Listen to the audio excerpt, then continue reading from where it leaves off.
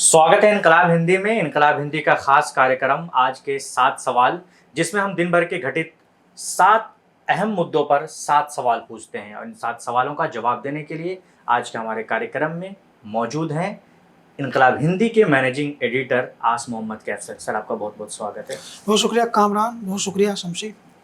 तो मैं हूं कामरान सैफ और हमारे साथ जो इनकलाब हिंदी की रिपोर्टर शमशी फिरदौस भी मौजूद है, जो कई अहम सवाल ये भी पूछेंगी। आइए हम सबसे पहले सवाल की तरफ चलते हैं। सर, सबसे पहला सवाल मेरा, जो कि ईरान और इजराइल वॉर जो कि 12 दिन तक चलता है, उसके बाद अचानक डोनाल्ड ट्रंप ये ट्वीट करते हैं कि सीज़ फायर हो गया है, उसके बाद पूरी शांति हो जाती है। तो क्या फिर ऐसा नहीं लगता है कि ईरान इजराइल वॉर एक स्क्रिप्टेड हो, जिसका डायरेक्टर डोनाल्ड ट्रंप हो और लड़ाई हुई, सब कुछ हुआ और उसके बाद हथियार बेच दिए गए, डील हो गई, सारा मामला ख़त्म? कामरान, वॉर जैसी चीज़ें जो हैं वो मजाक नहीं होती हैं, और वॉर जैसी चीज़ें जो हैं वो इस तरह से भी नहीं होती हैं कि हम किसी कमरे में, यहाँ हम बैठे हैं, किसी कमरे में अंधेरा हो, हम स्विच ऑन कर दें और लाइट आ जाए, और स्विच ऑफ कर दें लाइट चली जाए, अंधेरा ख़त्म हो जाए। तो वॉर जैसी चीज़ें वो उनको आसानी से ये कह देना कि वो स्क्रिप्टेड है और आसानी से ये कह देना कि उसको ऑपरेट किया गया, तो ये थोड़ा सा कठिन है, क्योंकि वॉर जो है वो फैक्ट बेसिस चीज़ें हैं। मैं आपको बता दूं कि ईरान ने 12 दिन में 12,000, कम से कम 12,000 करोड़ रुपए खर्च किए हैं, और ये संख्या 20,000 करोड़ भी हो सकती है। 20,000 करोड़ खर्च हुआ है उनका। और इजराइल ने इस अवधि में 76,000 करोड़ खर्च किया है। तो अगर हम देखें तो लगभग 6 गुना पैसा इजराइल का खर्च हुआ है। अगर हम इसको डिफ़ाइन करें अलग अलग चीज़ों में, एयर डिफेंस सिस्टम में कितना लगा, कहाँ कितना लगा, तो अगर डिटेल्स में जाएं तो हमें पता चलता है कि दोनों देश जो हैं उन्होंने बहुत सारा पैसा खो दिया। ईरान में 584 लोग मर गए, और 584 लोग के अलावा ईरान के जो टॉप एसेट्स थे, कई साइंटिस्ट मर गए, उसमें कई आर्मी कमांडर मर गए, कुछ का झूठ भी फैलाया गया, कई लीडर मर गए। इजराइल में 28 लोग कुल मरे, और 3,000 से ज़्यादा अभी ज़िंदगी और मौत से जूझ रहे हैं, और अरबों खरबों का नुकसान जो है वो इजराइल को हुआ। उनकी बिल्डिंगें वो ध्वस्त हो गई। और जब लोग ये सवाल करते हैं कि ये वॉर जो था क्या ये स्क्रिप्टेड था, तो मैं उसका इस तरह से जवाब देने की कोशिश करता हूँ कि देखिए, इतना नुकसान उठा करके, और जिसमें अपने टॉप क्लास एसेट्स को, इजराइल को क्या नुकसान हुआ है मैं आपको बताता हूँ। आपको तो नहीं पता होगा कामरान, लेकिन दूर इलाकों में, पश्चिमी उत्तर प्रदेश के दूर इलाकों में एक कहावत है, हौवा। जी हाँ, किसी, हाँ, हौवा। माँ जो है वो बच्चों को डरा देती है कह करके कि हो आ जाएगा बेटा, चुप हो जा। तो हम लोग जब बिहार के लोग और पूर्वांचल के, बुंदेलखंड के लोग, उत्तर प्रदेश के लोग, बिहार के लोग इस शब्द का एक दूसरा विकल्प लेकर के आए हैं, जो है भोकाल। तो इजराइल का बहुत बड़ा भोकाल था, और इजराइल का जो पूरा स्ट्रक्चर है, जो इजराइल है, जिस प्रकार से इजराइल है, उसको समझना बहुत इस समय अहम है। ताकि हम उसको समझेंगे तो हम ये समझेंगे कि वार क्या थी।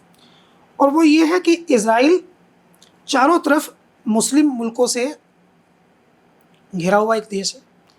इजराइल को मान्यता सबसे पहले तुर्की ने दी थी, उसके बाद ईरान ने दी थी।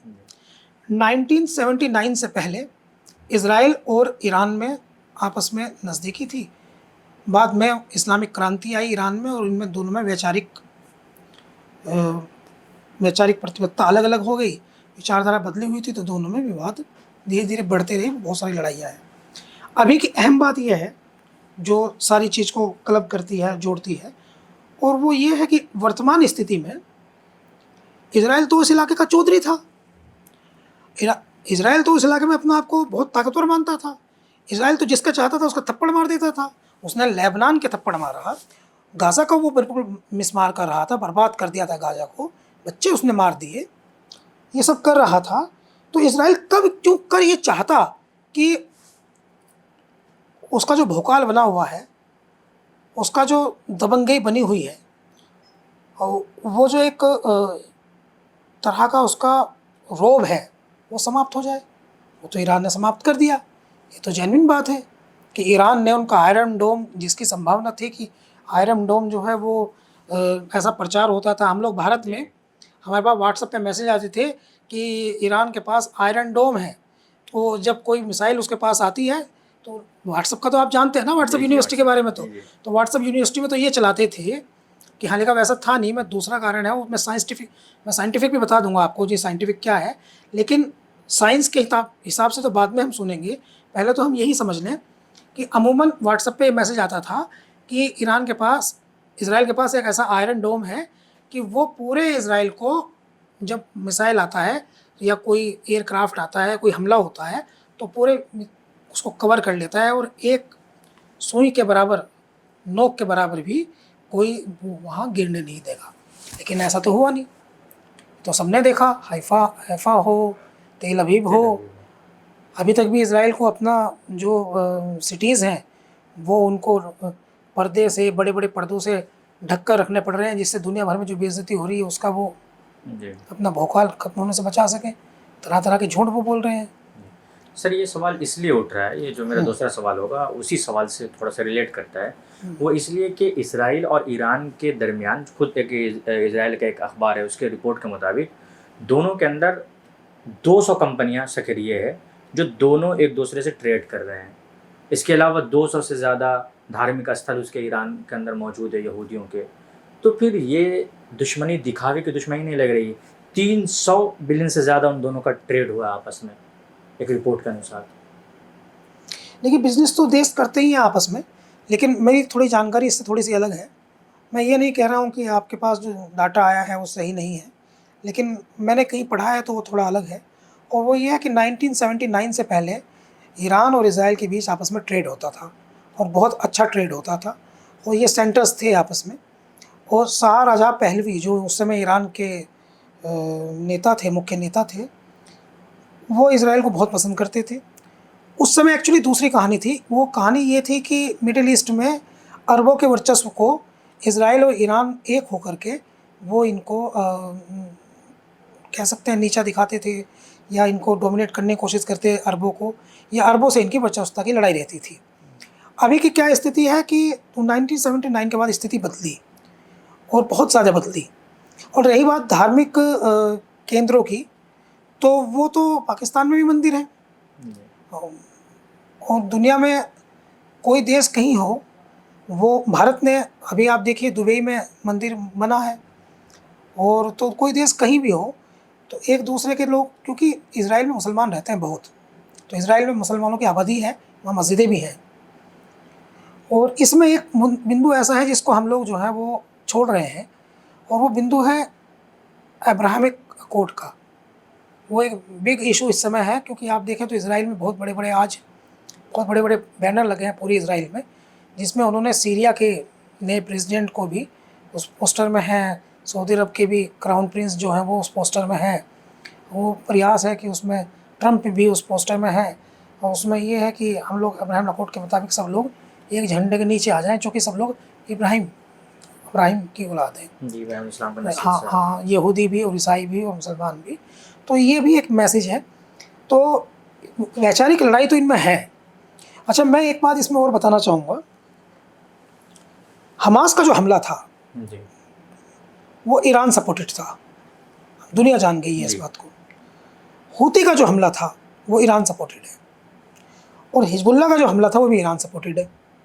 जी, और इसराइल ने ये भी कहा, हो सकता है आप तक ये जानकारी आ गई हो, इसराइल ने ये भी कहा कि ईरान में, क्योंकि हम सब लोगों के लिए, पूरी दुनिया के लोगों के लिए सबसे बड़ा सवाल ये था, मेरे भी मन में था वो सवाल, कि आखिर ऐसी कौन सी टेक्नोलॉजी है इसराइल के पास कि वो ईरान के साइंटिस्ट को, ईरान के सेना के अफसर को, ईरान के लीडर्स को उनके घर में मार देती है, बिल्कुल परफेक्ट टारगेट करके। आखिर ऐसा कैसे कर रही है? जी, तो उसमें अब एक नई जानकारी ये है कि इसराइल ने कल एक बात बताई है, और ये बताया है कि हमारे जो कमांडो थे, इजरायली कमांडो, वो ईरान में आसानी से मूव कर रहे थे। इजरायली कमांडो जिन्हें हम मोसाद के लोग कह रहे थे, तो ये मोसाद के तो कितने लोग होंगे, इजरायली कमांडो की संख्या अधिक होगी, कि वो आसानी से मूव कर रहे थे, जो भी ऑपरेशन उन्हें करना होता था वो कर लेते थे, हमें कोई रुकावट नहीं आ रही थी।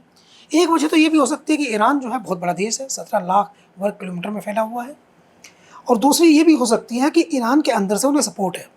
जी। तो ईरान का दोस्त तो है इजराइल, बात तो सच है, लेकिन वो कौन सा रेजीम है? क्या वो रेजीम है जिसको वो बदलना चाहते हैं? तो ये जो मौजूदा रेजीम है और जो आयतुल्ला खामनेई वाला रेजीम है, इसका मुझे नहीं लगता है कि ईरान का और इजराइल के मेल से, ये जैसे कह रहे हैं स्क्रिप्टेड, मिल करके ये लड़ाई हुई हो, क्योंकि इतना जितना नुकसान हो गया है। बहुत सारे लोग ये कह रहे हैं कि इन दोनों की लड़ाई में जो सबसे बड़ा फ़ायदा उठाया है डोनाल्ड ट्रंप ने उठाया है। उसने जो भी अरब कंट्रीज़ है, इधर वार हो रहा था, इस वार का डर दिखाकर उनसे ट्रेड किया जा रहा था, डील किया जा रहा था, और उनके जाहिर सी बात है जो अरब कंट्रीज़ हैं उनके पास पैसा है, उनको ये डर दिखाकर हथियार बेचे जा रहे हैं। पिछले कुछ समय से भारत में इस तरह की बातचीत उठती रही है कामरान, कि हम क्वालिटी ऑफ लीडर नहीं ला रहे हैं। हम लोग देखते हैं कि हमने अपने इलाके में एक गुंडा बदमाश बाहुबली कोई है, उसे वोट दे के विधायक बना दिया, लेकिन इरोम शर्मिला जैसी लड़की जो आपके लिए सालों लड़ती रही, वेंटिलेटर पर रही और सालों सालों वो अनशन पर रही, उसको हमने 200-300 वोट में निपटा दिया। तो क्वालिटी ऑफ लीडर जो है वो अनफॉर्चुनेट दुनिया में कमी आई है।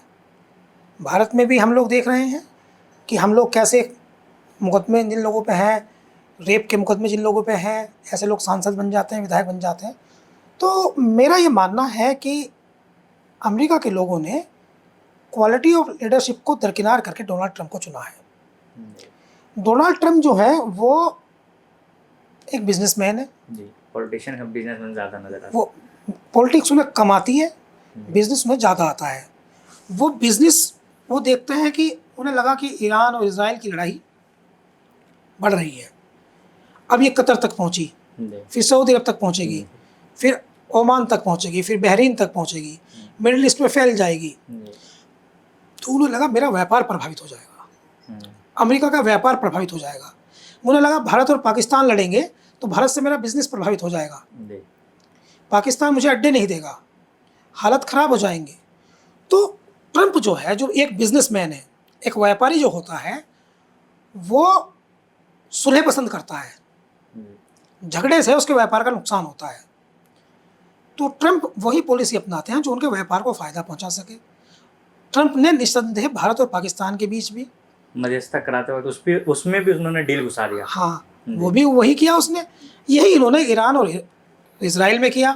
हाँ, एक इसमें एक पॉइंट है जो देखने वाला है, और वो ये है कि इस बार ट्रंप ने इजराइल को धमकाया बहुत है। ईरान के प्रति जो है ट्रंप इस बार नरम रहा है, और ईरान के प्रति तो कुछ ऐसा रहा कि जैसे खुशामदी लहजे में हो, लेकिन इजराइल के प्रति ऐसा रहा जैसे तुम्हारी हिम्मत है तुम नहीं मानोगे, वो भाषा। इजराइल को ज़बरदस्ती, और इसका ये दूरगामी परिणाम भी हो सकता है कि नेतन्याहू, उनका future as a leader of Israel वो समाप्ति की तरफ हो, क्योंकि वहाँ की जो आम सिविलियन है वो उसके खिलाफ लगातार प्रोटेस्ट भी कर रहे थे। मैं कह रहा हूँ कि ट्रंप भी खिलाफ है। मैं काफ़ी बड़ी बात कह रहा हूँ आपको। जी। मैं कह रहा हूँ कि ट्रंप भी खिलाफ है, ऐसा मुझे लगता है। और एक बात मैं आपको और भी बता दूँ, हाल ही का ये बात सही है कि एक मैंने देखा फेसबुक पे एक यूज़र है मोहम्मद शाहीन जी। वो एक्चुअली कहीं फेसबुक पे लिखते हैं, और जब ये लड़ाई शुरू हुई थी तभी उन्होंने ये लिखना शुरू कर दिया था, सबसे पहले व्यक्ति थे वो।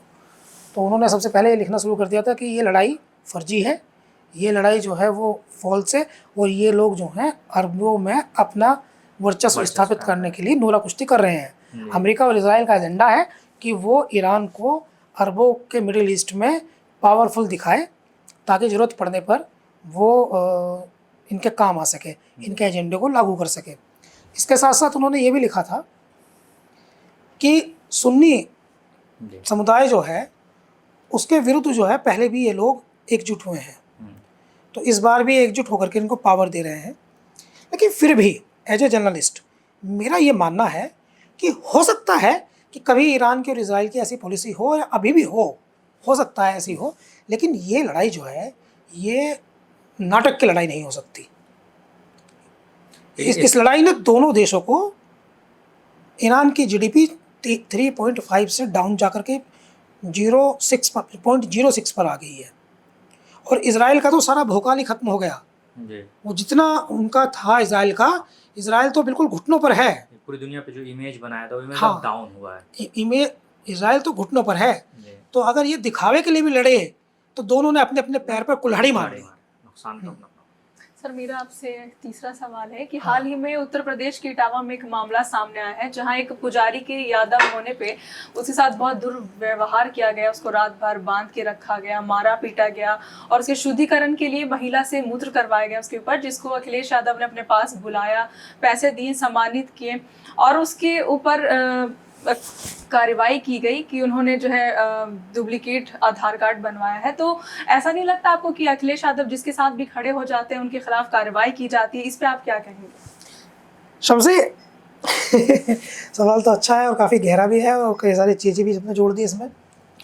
थोड़ा मैं अपडेट कर दूं, महिला से मूत्र नहीं करवाया गया, बल्कि महिला को कहा गया कि वो अपना मूत्र लेकर आए और इसके ऊपर जो है उसका छिड़काव करे। देखिए, ये थोड़ा संवेदनशील इशू है और हिंदू धर्म से जुड़ा इशू है, लेकिन मैं स्पष्ट कर दूं, जब हम पत्रकार का दायित्व पूरा करते हैं तो हम जर्नलिज्म करते समय ना हिंदू होते हैं ना मुसलमान होते हैं, और हम उस समय एक फेयर जर्नलिस्ट, एक अनबायस्ड जर्नलिस्ट होते हैं। तो अनबायस्ड जर्नलिस्ट के दृष्टिकोण से अगर मैं इसे देखता हूँ चीज़ को, तो ये काफ़ी चौंकाती है। सवाल आपने एक सवाल में 3 सवाल पूछ लिए और तीनों अच्छे हैं। पहला तो ये है कि ये बात सही है कि ये लोग इटावा के पास में मकेवर एक गांव है, वहाँ ये कथा करने के लिए गए थे। तो ये लोग जो कथा करते हैं, कथावाचक जो होते हैं, इनका बाकायदा विजिटिंग कार्ड आजकल बनता है और इनका प्रचार होते हैं, इनको बुलाया जाता है। जो अच्छी कथा करता है, जिसका अच्छा कहने का तरीका होता है, अच्छी कथा आप कह सकते हैं, कथा मतलब ईश्वर की चर्चा, भगवान की बात। तो जब ये इस चर्चा को करते हैं तो जो अच्छी करता है तो उसको पुनः बार बार बुलाते हैं। एक्चुअली ये स्किल का काम है, जिसकी जितनी ज़्यादा अच्छी स्किल है, जो भगवान के संदेश को, ईश्वर के संदेश को ज़्यादा अच्छी भाषा में समझा सकता है, उसको अधिक पसंद किया जाता है। अब इसमें जाति कहाँ से बीच में आ गई? तो शंकराचार्य अभिमुक्तेश्वरानंद जी ने कहा है कि ब्राह्मण को ही कथा करने का अधिकार है, ब्राह्मण ही कथा कर सकता है। अभी चूँकि हिंदू धर्म का सेंसिटिव मसला है, तो इस पर तो बातचीत तो वही करेंगे, मैं तो इसमें जो राजनीति हुई है वो बता रहा हूँ। तो ये सब हुआ जब ये वहाँ कथा करने के लिए पहुँचे, तो किसी को पता चल गया कि ये यादव हैं, और एक वीडियो है जिसमें वो कह रहे हैं कि हमें इसलिए हमारे साथ मारपीट की गई, रात भर तक हमें बंदी बना के रखा गया। और जो महिला थी जो बुलाते हैं, परीक्षित संभवतः उनको कहते हैं, ये सही शब्द जो है वो हमारे मित्र बता सकते हैं। तो परीक्षित जो है कि उनकी जो वाइफ थी, उनको बुलाया कि भाभी जी को बुलाओ, मूत्र लेकर गया, उसको हमारे ऊपर छिड़काव किया गया। और उसके बाद जो है, इस घटना के बाद में ये बात वायरल हो गई, और इतनी वायरल हुई कि उत्तर प्रदेश में क्या, मध्य प्रदेश में, उत्तर प्रदेश में भयंकर बवंडर हो गया। क्योंकि मध्य प्रदेश में, उत्तर प्रदेश में, बिहार में यादव बड़ी संख्या में है, और इस ओबीसी के कुछ लोग कथा वाचना का काम करते हैं, वाचक हैं। तो ये बात बहुत बड़ी बात बन गई उत्तर प्रदेश में राजनीति के तौर पर, और इतनी बड़ी बात बन गई कि इसका सेंटिमेंट्स गहरा हो गया। बिहार चुनाव तक इसका सेंटिमेंट्स जा सकता था, इस तरह की बातचीत होने लगी। अखिलेश यादव ने क्या किया कि उन्होंने तुरंत उन कथावाचकों को अपने पास बुलाया, जिनमें से एक आंखों से देख भी नहीं सकते थे, दोनों आंखें उनकी नहीं थी। तो उन्हें बुलाया, बुलाने के बाद में अखिलेश यादव ने उन्हें से कथा सुनी, जो लोग वहाँ मौजूद थे उनको भी सुनवाई, और अपनी तरफ से उनको कुछ धनराशि भी भेंट की। ये लोग जो हैं उसके बाद वहाँ से चले गए। लेकिन चूंकि ये राजनीतिक मामला बन गया और बड़ा हाइप वाला राजनीतिक मामला बन गया, और ये मैसेज उत्तर प्रदेश में जाने लगा कि ओबीसी का उत्पीड़न हुआ है, और ओबीसी यानी पिछड़े और दलित, इनके उत्पीड़न की बात वहाँ पहले से चल रही है। तो बिग राइजिंग इशू बन गया।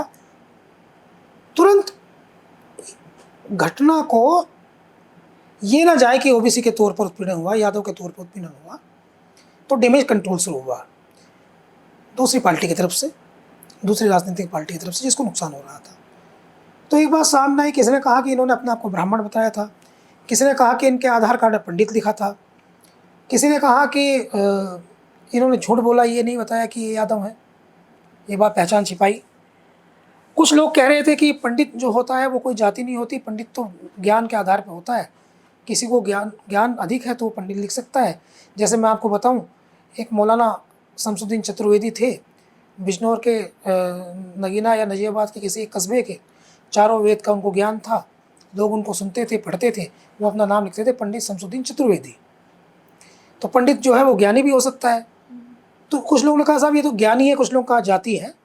तो अखिलेश यादव ने जैसे ही इसका राजनीतिकरण हुआ मुद्दे का, ऐसे ही तुरंत उन तीनों लोगों के खिलाफ पुलिस ने फर्जी आधार कार्ड बनाने और झूठ बोल करके, अपनी आइडेंटिटी छिपा करके, झूठ बोल करके कथा करने का एक मुकदमा, अपनी आइडेंटिटी बेसिक तो आधार कार्ड में दखल अंदाजी आधार कार्ड में, तो उनको मुकदमा उन पर लिख दिया।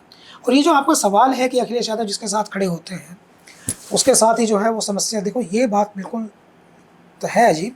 लेकिन एक टीवी चैनल पे लगभग 1 महीना पहले डिबेट में मैं बतौर सीनियर जर्नलिस्ट बैठा था, तो तब ये चर्चा हो रही थी कि मोहम्मद अली एक लखनऊ के हैं, महमूदाबाद के राजा, उनके कुछ लगते हैं वो बेटे मोहम्मद अली, वो एक यूनिवर्सिटी, अशोका यूनिवर्सिटी में असिस्टेंट प्रोफेसर हैं।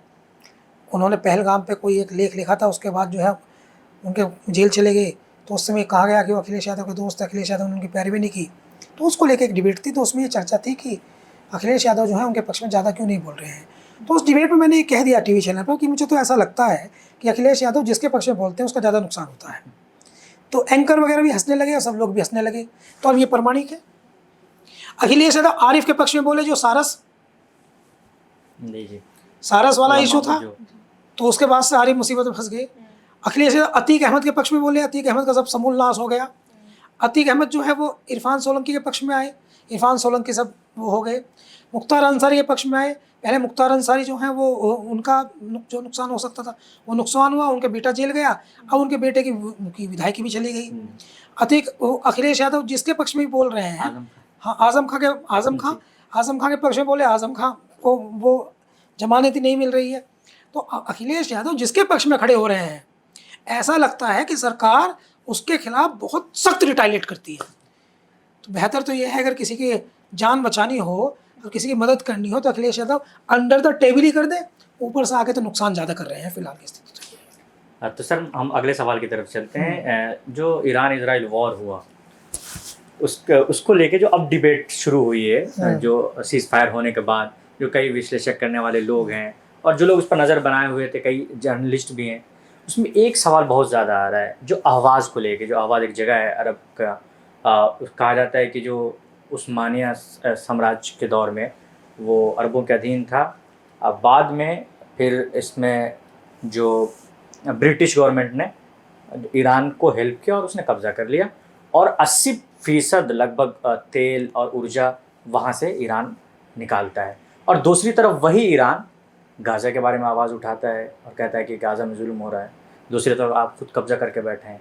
तो इस पर लोगों की लगातार प्रतिक्रिया आ रही है, इस पर आप क्या कहना चाहेंगे?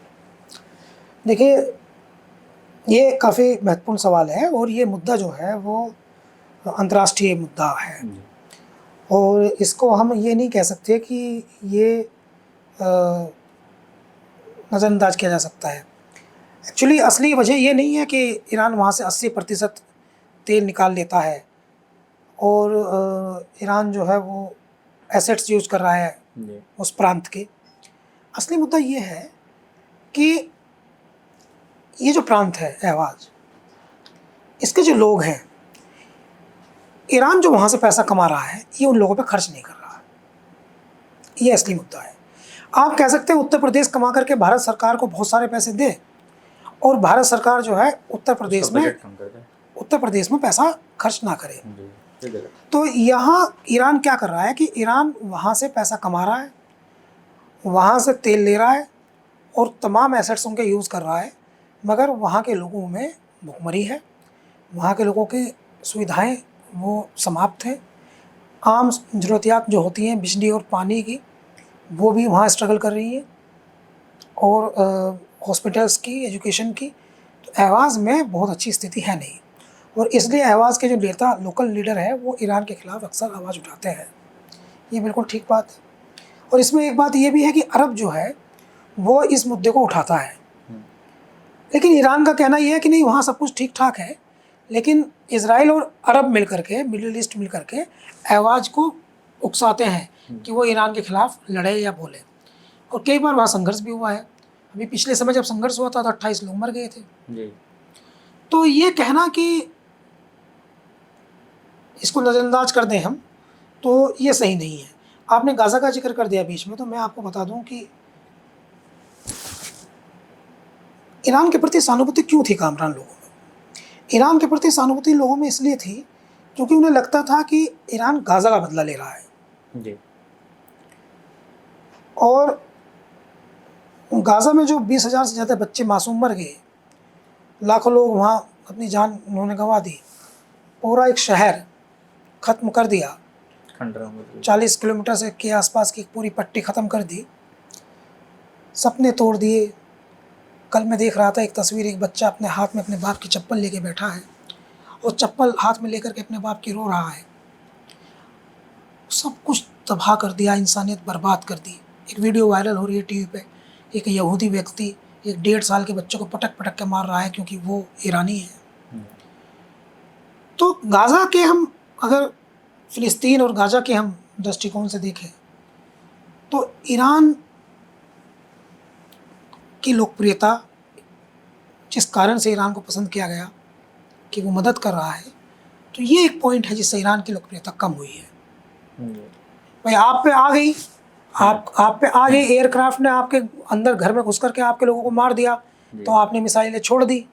सर, ये आवाज़ और गाज़ा से जो लोग भी इसको कोट कर रहे हैं, उनका यही कहना है कि जब आपने गाज़ा को उकसाया था तब तो आपने पूरे तौर पे रिटेलिएशन तो दिखाया नहीं। जब आपके ऊपर आया, आपके लीडर को जब मारा जा रहा था, तब आप आग बबूला हुए, तो और ख़ुद आप एक इलाका कब्जा करके बैठे। और उसके बारे में सर ये भी बात आ रही है कि अहवाज़ का जो खुद की जो संस्कृति है या उसकी जो ज़बान है, उन चीज़ों के अंदर भी चेंजिंग का हस्तक्षेप कर रहा है ईरान। हाँ, वो ठीक है, क्योंकि अहवाज़ के जो लोग हैं, चूँकि वो मूल अरबी नस्ल के लोग हैं, और तो उनकी अपनी एक कल्चर है, और अरबी जो है पूरी दुनिया में जितनी कौम है उनमें अरबी अपने कल्चर से सबसे ज़्यादा प्यार करता है। हालांकि हम भारत के लोग भी अपनी संस्कृति से बड़ा प्यार करते हैं। हमारी संस्कृति आज भी वो बहुत दुनिया भर में बड़े सम्मान की दृष्टि से देखी जाती है। आप देख लीजिए, राजस्थान में एक सांसद है, एक रासन, आपने देखा होगा, सर पर ही दुपट्टा रखती है। तो ये सब हमारी संस्कृति है। तो इस तरह से अरबों को भी अपनी संस्कृति से बहुत प्यार है, और अहवाज़ जो स्टेट है वहाँ सांस्कृतिक बदलाव करने की जो कोशिश हो रही, एक एजुकेशन का भी इशू है वहाँ, एजुकेशन का भी इशू है। ईरान जो है वहाँ अपनी एजुकेशन उन पर थोपना चाहता है, जबकि वो मूल अरबी एजुकेशन जो है उससे, वो भाषा, उनकी पढ़ाई, उससे वो कनेक्ट रहना चाहते हैं। आप कह सकते हैं कि वो अलग, ईरान में रहकर भी अलग है अहवाज़। सर, हाल ही में अभी इंडिया वर्सेस इंग्लैंड के बीच जो मैच हुई थी, उसमें लोगों का ये संभावना था कि शायद भारतीय खिलाड़ियों का प्रदर्शन उतना अच्छा ना हो सके। इसकी आशंका उनके अनुभवों में कमी बताई जा रही थी, तो इस पे आप क्या कहेंगे? देखिए, सबसे पहली चीज़ तो मैं आपको ये बता दूं कि खेल जो है वो युवा शक्ति की ऊर्जा और अनुभव के मिश्रण से जीते जाते हैं। टीम गेम जो होते हैं, इंडिविजुअल गेम जो है उनका अलग स्ट्रक्चर हो सकता है, लेकिन टीम गेम जो है वो अनुभव और युवा शक्ति की ऊर्जा, वो उतनी बड़ी आवश्यकता होती है। इंडियन क्रिकेट टीम के साथ हुआ क्या है कि उनके रोहित शर्मा, विराट कोहली, मोहम्मद शमी, रविचंद्रन अश्विन जैसे 4 स्टार प्लेयर उनकी टीम में है नहीं। बुमराह ने कहा मुझे कप्तानी से कोई मतलब नहीं, मैं गेंदबाजी करूंगा। बुमराह अच्छी कप्तानी कर लेते हैं। केएल राहुल से बीच में कहीं कप्तानी कराई, लेकिन वो कप्तानी का दबाव झेल नहीं पाए। जब कप्तान थे तो वो कर नहीं पाए। टीम के कोच हैं गौतम गंभीर, वो रिमोट की तरह चला रहे हैं। टीम ने कैच बहुत छोड़े, और जहाँ ग्रिप बनती है मैच में, वहाँ शुभमन गिल नए कप्तान है, वो ग्रिप नहीं बना पाए। और गौतम गंभीर मैदान के बाहर से टीम को ऑपरेट कर रहे हैं, तो समय लगेगा इसमें। लेकिन हाल फिलहाल तो मुझे ऐसा लग रहा है, ऑस्ट्रेलिया में भी थे गौतम गंभीर, वहाँ भी बहुत बुरी तरह हार हुई थी इंडियन क्रिकेट टीम की। हालांकि उसके बाद जो है वो रोहित शर्मा और विराट कोहली का प्रदर्शन वहाँ खराब था, दोनों ने संन्यास ले लिया। समय लगता है, लेकिन एक्सपीरियंस की कमी साफ दिखाई दी। मैच में कई जगह ग्रिप थी। भारत ने 5 शतक लगाए, इंग्लैंड ने 2 शतक लगाए, अगर हिंदी कंपेरिजन हम देखें। दूसरी पारी में हमने लगभग 400 371 स्कोर बनाने का मौका दिया इंग्लैंड को। चौथी इनिंग में बहुत कठिन होता है, विकेट लिया आपने, कैरी नहीं कर पाए। जायसवाल जैसा खिलाड़ी 6 कैच छोड़ रहा है, पूरी टीम मिलकर 10 से 15 कैच छोड़ रही है। कहीं से लगा नहीं कि शुभमन गिल की कप्तानी पे ग्रिप है। तो एक्सपीरियंस की कमी है, और ऐसा भी साफ साफ लगा कि जैसे गौतम गंभीर टीम को ऑपरेट कर रहे हैं, तो ये कठिन परिस्थिति तो है। मैं शुभकामनाएं देता हूँ टीम जीते, दम तो है टीम में, हालांकि लड़ी बहुत अच्छा, लेकिन कप्तानी की जो जरूरत पड़ती है, आज मैं आपको बताता हूँ, मैं खुद क्रिकेटर हूँ और लगभग मैं 15 साल क्रिकेट खेला हूँ। कप्तानी की स्किल की सबसे ज़्यादा जरूरत पड़ती है वो गेंदबाजी में पड़ती है। आपको गेंदबाजी कैसे करानी है, गेंद कहाँ पिच करानी है, आपको कहाँ फील्डर रखने हैं, फील्डिंग कैसे आपको लगानी है, बॉलर कब आपको कौन सा लगाना है, बल्लेबाज का एटीट्यूड क्या है, वो कैसे खेल रहा है, आगे खेल रहा है, पीछे खेल रहा है, कट मार रहा है, ड्राइव कर रहा है, क्या एक्टिविटी उसकी है, ये समझना पड़ता है। और गेंदबाज का आपका कौन सा स्किल वाला गेंदबाज इस समय कब क्या काम करेगा, कहाँ उसे आप गेंदबाजी कराएं, कैसे अपने गेंदबाज चेंज करें, कैसे अपनी फील्डिंग लगाएं, यह सेटअप करना मुश्किल है। गिल मूलते बल्लेबाज हैं और बल्लेबाजी में उन्होंने अपनी स्किल दिखाई थी, 100 लगाया था, शतक लगाया था। लेकिन मैं समझता हूँ कि गेंदबाजी में प्रॉब्लम आई, कप्तानी में भी प्रॉब्लम आई, गेंदबाजी में प्रॉब्लम आई, क्षेत्र रक्षण में भी प्रॉब्लम आई। गंभीर कह रहे हैं कि बल्लेबाजी में प्रॉब्लम आई, आप बताइए। एक टीम जो है 5 शतक बना रही है, गंभीर कह रहे हैं बल्लेबाजी में प्रॉब्लम है। भाई आपके पास में 400 रन डिफेंड करने के लिए है, आप क्यों डिफेंड नहीं कर पा रहे? तो मैं समझता हूँ कि टीम में जो है वो तालमेल की कमी है। सर, इस कार्यक्रम का आखिरी सवाल आपसे। सर, एक किताब है ट्रेचरस अलायंस, जो बराक ओबामा के जो सलाहकार थे उन्होंने, और कई इंटरव्यूज़ को जमा करके ये किताब लिखी गई थी। इसमें एक बड़ी बात कही गई, वो ये कि ईरान और इजराइल के दरमियान जो कुछ भी होता है वो एक स्क्रिप्टेड कहानी है, बाकी ये दोनों आपस में फ़ायदा उठाते हैं। और इसमें मैं ये जानना चाहूँगा कि जो मीडिया है और इस नैरेटिव को फैलाने में जो मीडिया या फिर जो इंटरनेशनल लॉबी है, वो कितना कुछ उनका इसके अंदर कितना उसमें शामिल हैं, या फिर ये जो नैरेटिव फैलाया जा रहा है ये सही है? देखिए, मैं एक चीज़ आपको बता दूं कामरान, और ये बहुत इम्पोर्टेंट बात है, वो ये है कि ईरान जो है वो ये तो जानते ही, अब मानते ही हैं, सदियों की बात है कि ईरान शिया डोमिनेटेड कंट्री है जी।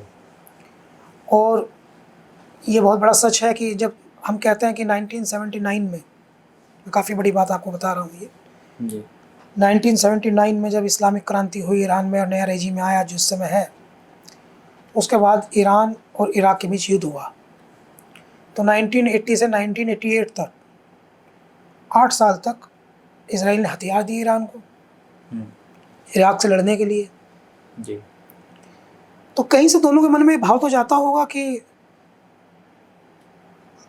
जब इजराइल अरब से लड़ता है तो ईरान को अच्छा लगता है, खुशी होती है, और जब इराक से लड़ा तब अच्छा लगा, इजराइल को अच्छा लगा, तब तो पूरी मदद कर रहा था। मान लो सऊदी अरब से लड़ ले, लीबिया से लड़ ले, तुर्की से लड़ ले, या सीरिया, जब IS का जोर था उस मोमेंट को देख ले, या किसी भी लड़ाई को, किसी भी एक लड़ाई को हम देख लें, तो जब भी लड़ाई मिडिल ईस्ट से होती है ईरान की तो इजराइल खुश होता है, और जब भी इजराइल की लड़ाई इनसे होती है तो फिर ईरान को अच्छा लगता है। यानी दोनों एक दूसरे से खुश होते हैं। शायद ये है कि दोनों एक ही दुश्मन को अपना दुश्मन मानते हैं, लेकिन मैं दावे के साथ कह सकता हूँ, और पूरे विश्वास के साथ कह सकता हूँ कि ईरान की और इजराइल की जो लड़ाई थी, एक मुल्क दुनिया में ऐसा नहीं था मुसलमानों का जो ईरान के साथ नहीं था। जी बिल्कुल। भावनाएं तो साथ थी सबके, बयान भी सबने दिए, अमेरिका के हमले की भी निंदा की, इजराइल की भी निंदा की, जिस माध्यम से जो मदद कर सकता था उसने मदद करने की बात भी कही। आगे लड़ाई खींचती तो हो सकता था कि वे अपनी सेना भी देते, सेना नहीं है उनके पास तो पैसा देते, पैसा नहीं है तो वे यूएन में कहीं जहां अपनी आवाज़ राइज कर सकते हैं, किसी भी समूह में वो अपनी आवाज़ भी राइज करते। तो एक ये फ़र्क है कि जब इराक और ईरान की लड़ाई हुई तो इजराइल खुश हुआ, उसने हथियार भी दिए, लेकिन जब ईरान और इजराइल की लड़ाई हुई तो मिडिल ईस्ट जो है वो ईरान के साथ था, उसने ऐसी कोई आलोचना नहीं की। तो इस दृष्टिकोण से अगर देखें तो मिडिल ईस्ट की थोड़ा अधिक मानवीय दृष्टिकोण उनका दिखता है कामरान।